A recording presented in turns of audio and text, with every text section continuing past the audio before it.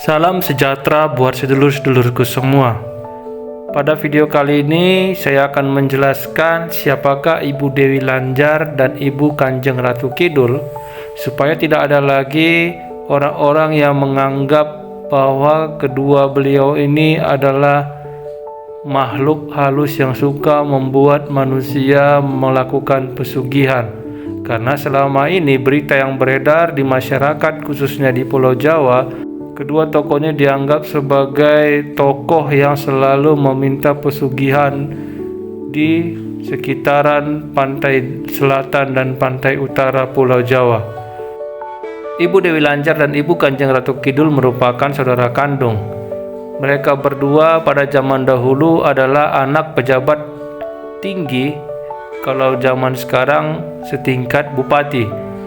Ketika beliau berdua masih hidup di dunia ini, zamannya beliau berdua itu masih di atasnya zaman Singosari dan bisa dikatakan masih berada pada zaman kerajaan kuno. Keluarga beliau berdua itu termasuk orang tua, saudara dan lainnya habis dibantai pada zaman itu, dan beliau berdua luput dari pembantaian karena menyelamatkan diri. Kemudian dalam pelarian beliau berdua bertapa hingga mencapai kesaktian yang sangat tinggi. Setelah sakti, beliau berdua kembali mencari orang-orang yang membantai keluarganya dan adu tarung kesaktian.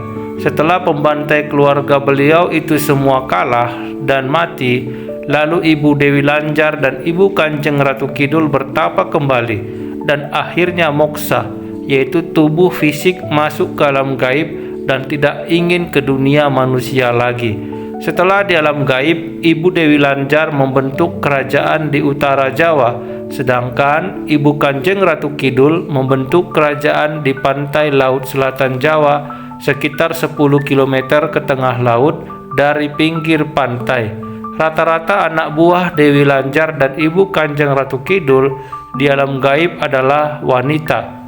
Dari alam gaib, beliau berdua sering menolong manusia, terutama orang miskin dan teraniaya. Nah, dari seringnya menolong inilah berkembang mitos ada pesugihan pantai selatan. Padahal beliau berdua tidak melakukan itu. Beliau berdua hanya menolong orang baik, orang miskin yang teraniaya dengan cara memberikan harta emas alam gaib dan mewujudkannya di dunia nyata.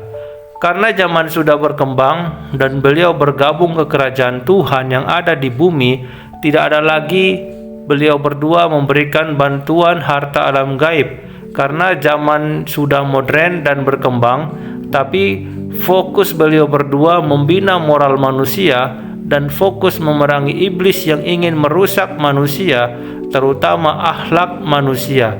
Sangat panjang sebenarnya kisah-kisah beliau berdua ini, tapi saya ambil kisah intisarinya saja supaya sejarah atau kisah diluruskan dan supaya tidak ada yang salah menuduh beliau berdua dengan yang tidak benar.